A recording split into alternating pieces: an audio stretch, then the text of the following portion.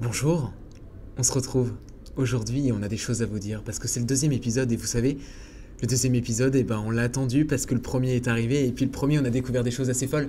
On a découvert que vous avez été 6000. 6000 à nous écouter. 6000, en soi c'est pas grand chose, 6000 c'est le nombre d'habitants qu'il y a dans la petite commune de Bédarieux, dans l'Hérault, près de Béziers. Et moi je trouve ça assez fou parce que en soi Bédarieux personne connaît, mais nous 6000 habitants, 6000 personnes, ça nous paraît énorme parce que vous avez été 6000 et c'est un signe de confiance, c'est un signe de... de confiance qui nous donne envie de continuer, d'enregistrer un épisode numéro 2, 500 abonnés sur YouTube et moi je trouve ça fou. Alors franchement, bonjour Gaspard. Edouard Baird est dans ce studio. C'était quoi ça, Guillaume? Je sais pas, j'ai eu une envie subite. Extraordinaire. Guillaume Bénèche, bonjour. Bonjour Gaspard G. Comment ça va? Écoute, je me porte comme un charme aujourd'hui, nous sommes lundi et le lundi c'est beau le lundi. Le lundi au soleil, c'est une chose que l'on ne verra jamais sauf à Montréal. 6000 personnes multiplateformes, comme quoi, je l'ai écrit sur mon LinkedIn tellement j'en étais fier. La radio n'est peut-être pas si morte que ça. Et surtout que, moi j'ai envie de te dire, on est dorénavant disponible sur Spotify. iTunes, ce qui est fou, aussi. On fait partie des premiers podcasts français sur Spotify. Non, et moi je trouve ça dingue. C'est très drôle. Après, dingue. bon, on est en concurrence avec une réunion Tupperware enregistrée en audio. Enfin vraiment, je veux dire, il y a très très peu de concurrents sur Spotify. C'est un marché qui n'est pas des masses prisé par les francos, mais tant mieux. On est dispo sur Spotify, comme l'a dit Guillaume, sur iTunes, sur YouTube et aussi sur SoundCloud. Et puis bientôt sur Deezer.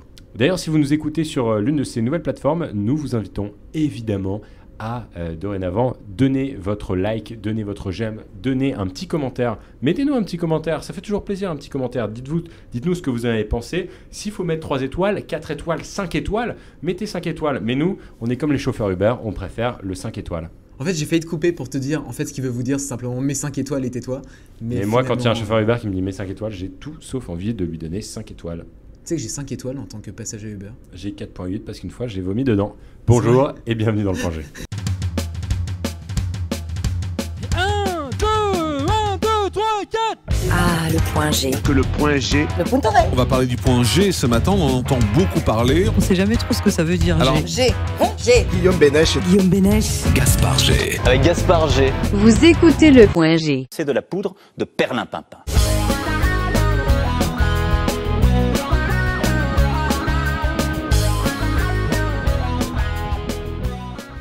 T'as passé une bonne semaine, mon petit Guillaume? Eh ben écoute, mon cher Gaspard, plutôt bien. Un petit week-end tranquille à l'opéra avec ma copine et puis pas mal de choses sympas. Sympa. Et toi mon cher Gaspard? Oh bah écoute, une soirée plusieurs soirées de débauche encore une fois. Encore une fois, mais comme toujours, j'ai l'impression. Il faut se calmer. Eh ben écoutez, vu que c'est le début du point G, on va commencer par un petit tour de l'info. Jingle.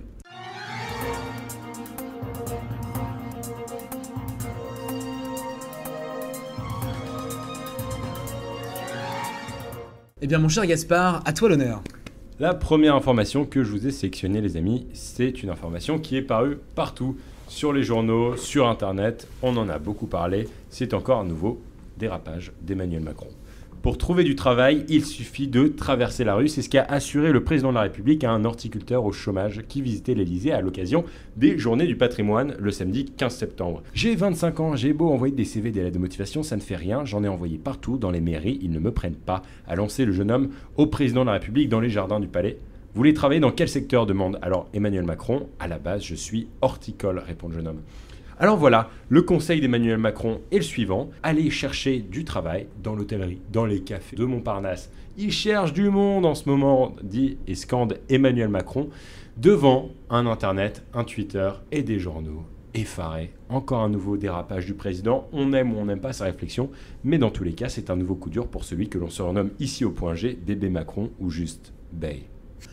Et bah pour ma part, je vais te dire Gaspard, moi je trouve qu'on en fait un peu beaucoup trop avec cette info, dans la mesure où si on suit vraiment les propos exacts d'Emmanuel Macron, il ne dit absolument pas il suffit de traverser la rue pour trouver un travail ou un emploi, mais plutôt justement il suffit de traverser la rue pour trouver peut-être des employeurs. Et je pense que la nuance est hyper importante. Et Jean-Michel Apathy l'a dit ce matin d'ailleurs sur Europe 1 de façon très juste, comme quoi c'était une simple réflexion qu'aurait pu faire un parent à son enfant, sachant que le jeune homme semblait assez jeune.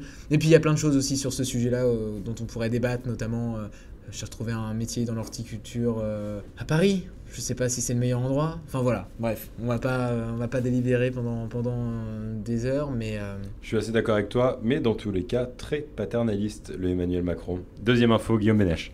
Pour ma part, je vais vous partager une petite info qui a germé sur Facebook avant finalement d'arriver dans les plus gros médias et recueillir 135 000 signatures. J'ai envie de vous parler de cet adolescent qui a été, enfin même cet enfant qui a été giflé par un chauffeur de bus de la RATP. Je ne sais pas si tu as suivi, Gaspard, ce qui s'est passé. Un cher chauffeur de bus a dû piler net parce qu'un enfant traversait subitement la route. Le chauffeur l'a averti en disant de faire attention. Le gamin a répondu en l'insultant. Le chauffeur est descendu du bus et est arrivé vers l'enfant, l'a giflé et est reparti aussitôt, ce qui a scandalisé toutes les personnes qui étaient autour. Internet s'en est vraiment beaucoup préoccupé aussi, avec des commentaires assez variables, hein. Il y avait aussi bien du on lui remet les idées en place, c'est lâche de frapper un enfant, il n'aurait jamais dû faire ça en tant comme tel que lui. Enfin bref, ça divise pas mal. Finalement, 135 000 signatures pour justement permettre au chauffeur d'éviter de perdre son job. Et à côté, la mairie de la ville d'Arcueil qui réagit en disant que tout simplement, ils ont installé pas mal de choses pour ralentir et pour faire de la sécurité routière. Finalement, le message a du mal passer auprès des enfants. Waouh. C'est marrant comme information, c'est quelque chose qui est tellement impensable ici à Montréal. Mais parce que je n'ai pas envie de faire de ce podcast un comparatif constant entre les deux cultures, mais c'est clair qu'en France on est sanguin. Et ça sur le marché du travail aussi, je veux dire, moi j'ai un père qui est assez autoritaire, qui a une fonction de cadre supérieur dans l'industrie. Et qui a dû nettement faire bouger en fait ces techniques de management en arrivant ici à Montréal. Pourquoi ? Parce qu'ici, on n'accepte pas les excès de colère. Ici, on n'accepte pas les comportements violents, les gens qui dérapent. Après ici, je pense que dans le cas de cette affaire-là, je pense que l'excès de colère, on l'accepte pas non plus, si tu veux. Après, c'est non, on l'accepte pas. C'est par contre, une chose et si je peux me permettre juste de rebondir sur un truc pour compléter mon propos, c'est que ici, et sûrement en France d'ailleurs, j'en ai pas conscience vraiment en France, mais ici, un manquement de respect, juste un haussement de voix auprès du chauffeur, c'est $150 d'amende. Deuxième info, Gaspard, je te laisse la parole. Moi, je voulais vous parler des gamins violés par les prêtres, mais finalement, ça m'énerve tellement que je préfère te parler ce soir, Guillaume, de quelque chose qui va probablement changer nos vies, ou pas. La dernière keynote d'Apple qui a annoncé l'iPhone X amélioré, appelez-le le XS, un écran plus grand, un modèle XR moins coûteux, bref, deux nouveaux modèles d'Apple, une Apple Watch où maintenant vous pouvez commander un bracelet en or. Waouh, que d'amélioration chez Apple.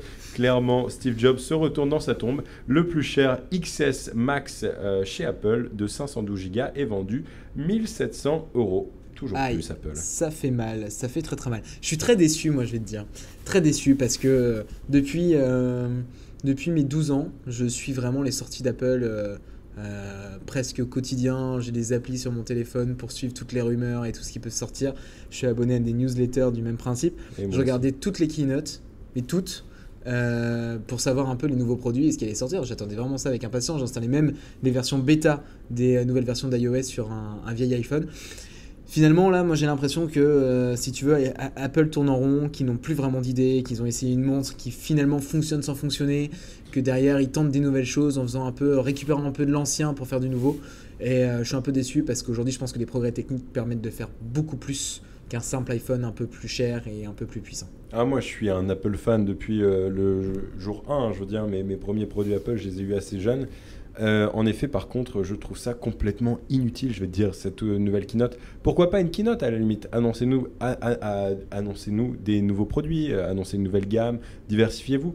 Cependant, un iPhone X, S, XR, pour moi, ça sert à rien. Non, pour moi, ils auraient dû garder l'iPhone X et quitte à rien annoncer cette année et l'année prochaine, nous surprendre à nouveau. Non, et puis moi je vais te dire, j'étais super déçu parce que j'attendais la sortie des AirPods 2 pour pouvoir m'acheter enfin des AirPods. Oui, moi aussi. Et parce qu'apparemment les nouveaux, tu pourrais dire « Hey Siri » et automatiquement sans toucher ton oreille. Je trouve ça fou. Waouh, flippant. Petite anecdote du jour, j'étais dans mon lit avec ma copine et figure-toi on se posait une question, alors je sais plus quoi. Non, c'était une... Le point G, mesdames, messieurs. Je reprends puisque tu m'as coupé dans mon sérieux. Je suis désolé. J'étais donc dans mon lit avec ma copine et on parlait d'un sujet, je sais plus ce que c'était. Et figure-toi que j'ai simplement dit « Hey Siri » à mon téléphone qui était à l'autre bout de la pièce et Siri s'est allumée. Et Siri s'est invitée Et j'ai dans trouvé ça votre plan... Troisième info? Non. Troisième info. Je vais vous parler d'une petite altercation qui a eu lieu lors d'une réunion avec pas mal de personnes qui travaillent pour les différents États européens. Il se trouve que le ministre de l'Intérieur italien Matteo Salvini a annoncé qu'il trouvait l'immigration absolument délirante et qu'il ne voulait plus accepter personne sur son territoire, préférant tout simplement que les Italiens fassent de nouveaux enfants pour recréer de la richesse. Tout ça a énormément énervé le ministre des Affaires étrangères luxembourgeois, Jean Asselborn, qui a commencé à réagir en disant « Oh là là, c'est abusé là !» Plutôt drôle pour un ministre. Et finalement, Salvini a continué en disant « Si au Luxembourg, vous avez besoin d'une nouvelle immigration, moi je préfère garder l'Italie pour les Italiens et recommencer à faire des enfants. » Finalement, le ministre luxembourgeois s'est encore énervé. Au Luxembourg, chers messieurs, on avait des dizaines de milliers d'Italiens. Ils sont venus comme migrants, ils ont travaillé au Luxembourg pour que vous, en Italie, vous ayez l'argent pour vos enfants. Merde alors. Ouais, et moi, j'ai trouvé ça extrêmement bien parce que l'immigration est importante, parce que nous sommes un monde ouvert, parce que nous sommes un monde où nous devons accueillir des personnes qui sont en danger. Et les Italiens, je pense très honnêtement que si Matteo Salvini avait un problème dans son pays, la guerre dans son pays, il serait bien content de venir vivre en France ou au Luxembourg pour échapper à la misère. Le Point G, un podcast fait par 2 immigrés français, rappelons-le. J'enchaînerai peut-être avec ce Cam Big Up que j'ai écrit sur mon déroulé. Cam Big Up, pourquoi? Parce que bon, on fait une petite dédicace. Petite dédicace à Camille. Qui nous a écouté en faisant sa lessive. En faisant sa lessive, tout simplement. Et il a oublié, donc, il a mis son enfin, il s'est trompé, j'ai pas trop compris ce qu'il a fait. Il a mis son pull en coton au sèche-linge, il a laissé trop longtemps pendant qu'il nous écoutait. Finalement, son pull est beaucoup trop petit. Désolé, Camille. On lui doit tous un pull. C'est parti. Petite collecte sur Litchi.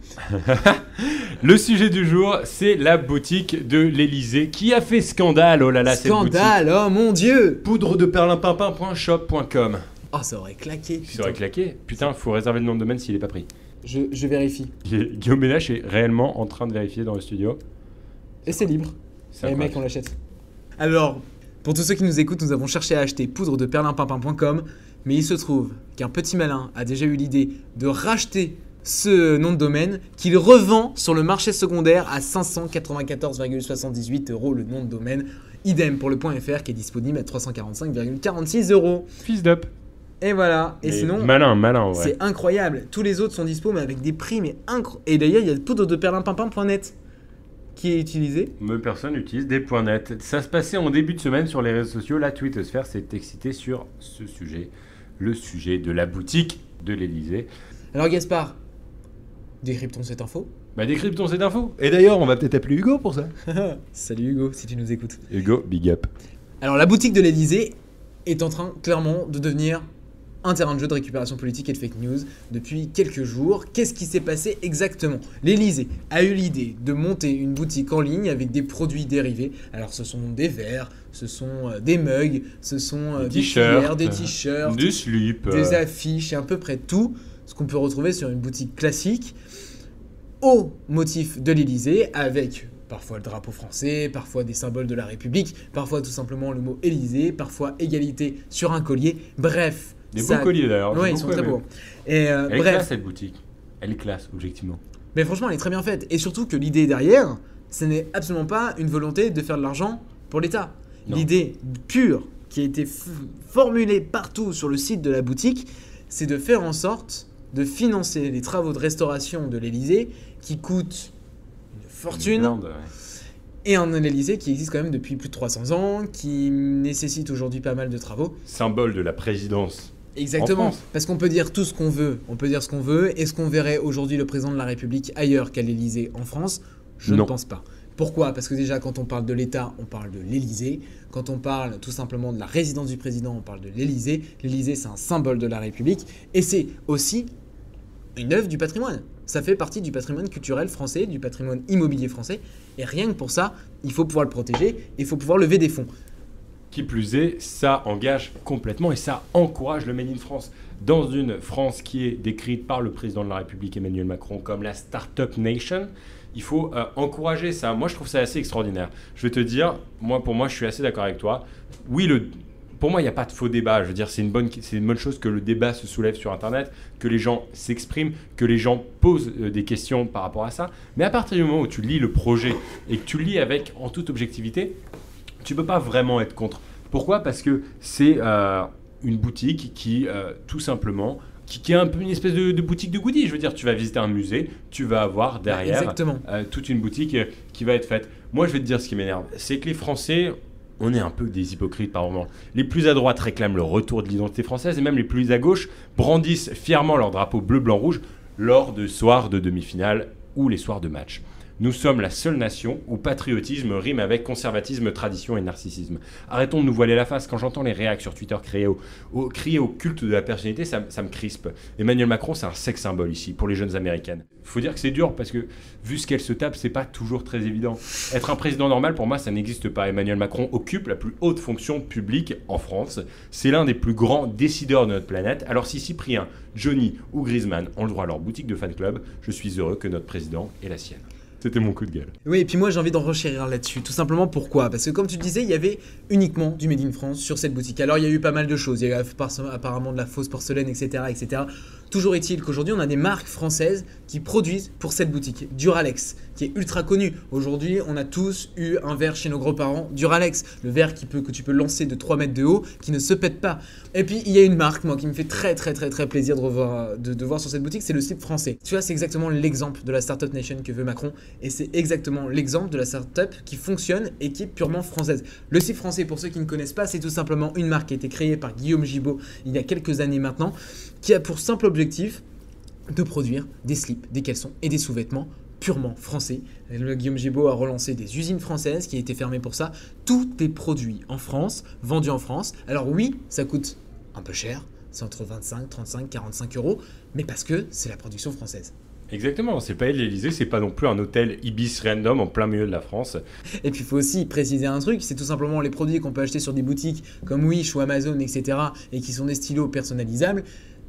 Très honnêtement, ce sont des stylos qui viennent de producteurs chinois. Et ici, en France, on a encore une production de main-d'œuvre qui coûte extrêmement cher. Il y a de la taxation, il y a des matières premières, bref, tout coûte cher pour produire en France, ce qui obligatoirement force la boutique de l'Élysée à vendre des produits chers, en sachant que derrière, et ça je pense que c'est très important de le préciser, c'est que tous les bénéfices sont reversés à la restauration de l'Élysée. Au patrimoine donc. C'est reversé au patrimoine. Mais je suis d'accord avec toi, et vraiment, là-dessus, j'ai l'impression qu'on est à peu près sur la même longueur d'onde.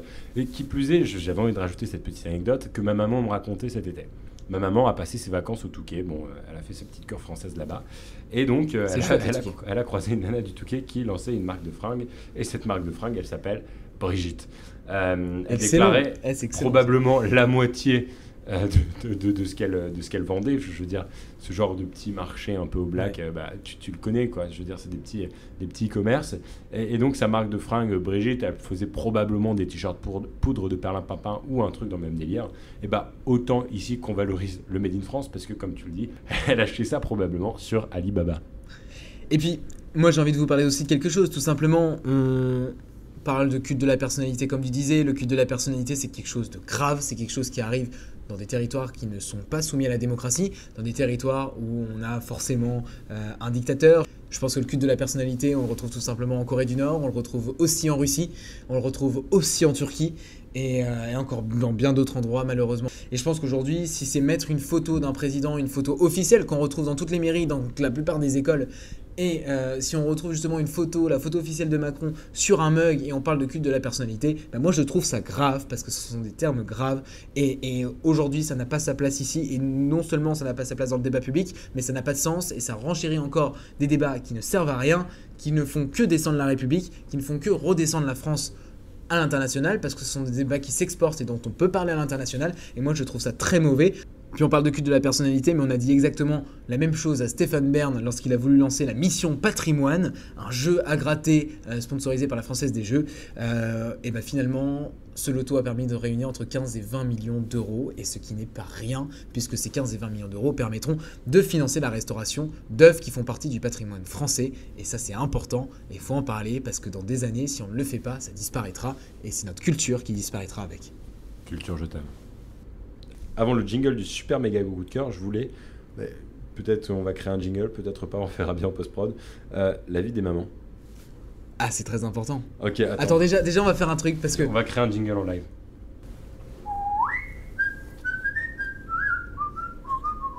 C'est la vie des mamans. Est-ce que ta maman a écouté le point G, Guillaume Ménech? Ah oui, elle l'a écouté et figure-toi qu'elle m'a un peu engueulé parce que je l'avais pas prévenu de la sortie du point G. Je ne lui ai pas dit, peut-être pour le nom de notre podcast, et puis finalement elle l'a découvert sur Facebook, comme mon père, et il l'a D'accord. écouté comme ça. Et qu'est-ce qu'elle en a pensé du nom du podcast? Elle t'en a parlé? Ouais, elle a plutôt aimé, elle a trouvé le jingle très très marrant. Elle m'a avoué qu'elle avait pas fini jusqu'au bout parce qu'elle s'était endormie, mais bon. Ma Est-ce que maman c'est était bon signe fatiguée. Mais je l'embrasse et je t'aime, maman. On embrasse la maman de Guillaume. Et moi, tu le sais. Oui. Enfin, je veux dire, tu étais là. C'est-à-dire que Excellent. Moment d'anthologie. Ça faisait probablement une semaine et demie que j'avais pas eu de nouvelles de mes parents. Et là, ma mère m'appelle en plein rendez-vous avec Guillaume dans un super café, mais soit c'est absolument pas le sujet. Ma mère m'appelle et à peine un bonjour, elle me dit finalement Gaspard, oui maman. Écoute, j'ai écouté le point G, etc. Ma maman est très critique, hein. Je veux dire, elle lit énormément, elle écoute énormément la radio et les médias en général, c'est un petit peu elle qui m'a transmis cette passion-là. Et ma mère m'engueule parce que dans le premier point G, qu'est-ce que j'ai dit? J'ai dit les 4 émissions. J'ai fait une liaison qui n'existe pas puisqu'évidemment 4 ne prend jamais d'S. Je veux dire, dans la langue française, c'est normal, je veux dire, c'est écrit. Je sais pas, j'ai fait une liaison qui ne lui a pas plu. Et elle m'a tout simplement donné de ses nouvelles en m'engueulant et en me disant que c'était tant pis pour moi si elle ne partageait pas ce podcast. Et moi, j'ai quand même très très envie de vous faire écouter la réaction de Gaspard. Essaye. Si tu m'as appelé pour ça, maman, ça n'a aucun sens. C'est voilà, si tu m'as appelé pour ça, maman, ça n'a aucun sens. C'est vraiment ce que je lui ai dit.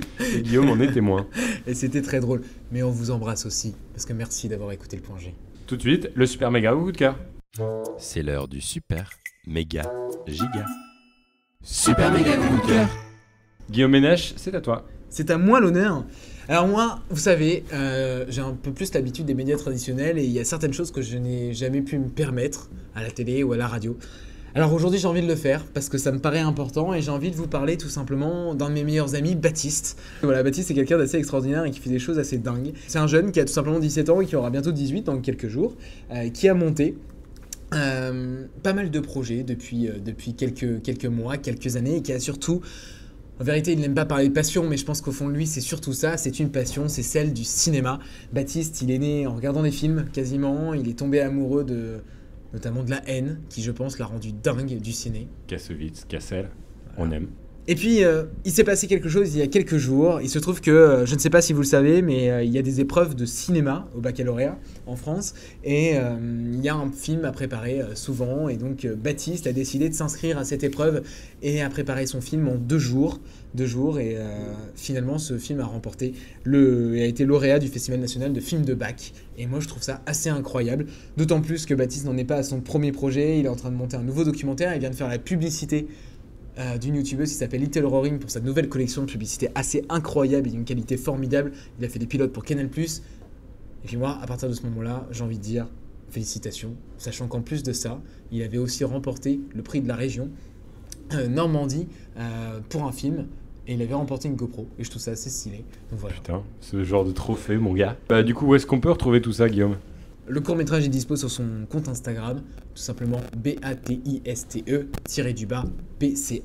Allez le suivre, vous allez voir, c'est vraiment très très chouette. Super méga gros coup de cœur. Et mon super méga gros coup de cœur de la semaine, c'est en fait plusieurs super méga gros coups de cœur puisque c'est l'œuvre entière d'un auteur. L'auteur, tu le connais, c'est Joël Dicker. Cet écrivain suisse qui avait cartonné en 2012 avec La Vérité sur l'affaire Harry Kéber, son deuxième roman. Incroyable. Incroyable ce roman. Incroyable. C'était le Goncourt Jeunesse 2012. Un polar, l'affaire Harry Kéber, qui aujourd'hui d'ailleurs est adapté, va être adapté. En série, non? Ouais, les droits ont été rachetés par TF1. J'ai extrêmement peur. Apparemment. C'est pas si dégueulasse. C'est pas si dégueulasse que ça. J'ai un ami journaliste qui l'a vu. Ouais. Qui a vu des extraits, etc. Il m'a dit franchement c'était très chouette. Parce que moi j'ai beaucoup aimé, c'est un de mes... En fait, je veux te dire, hein, je crois que vraiment Dicker c'est l'un des auteurs que je préfère de sa génération, je veux dire très contemporain, etc. T'as lu Les Derniers Jours de nos pères? Non. C'était son tout premier livre. Ah oui, non, du coup, j'ai pas lu. Et J'ai lu les 3 derniers en fait. Bah en fait, moi j'avais lu les 3 derniers et j'ai découvert Les Derniers Jours de nos pères un jour en librairie. Je pensais que c'était son nouveau. Et en fait, on m'a expliqué que c'était son premier bouquin et ça se passe Qui a pendant été la guerre. réédité, Ça n'a d'ailleurs, ouais. rien à voir avec ce qu'il a pu faire après. Et c'est juste, mais incroyable. Joël Dicker qui est un amoureux de l'Amérique du Nord. Tous ces putains de polars se passent aux États-Unis. Il a un style très américain d'ailleurs dans son écriture, un style, tu lis pas du Joël Dicker pour sa finesse, pour le raffinement de sa plume, mais plutôt pour son sens du storytelling. Il a vraiment un sens du storytelling à l'américaine qui est très très intéressant pour un Français. Alors attention, il ne faut pas avoir froid aux yeux. La première brique que je vous ai proposée, à savoir la vérité sur l'affaire Eric Hébert, c'est 900 pages, 832 pages je pense pour être exact. Mais il ne faut pas être effrayé.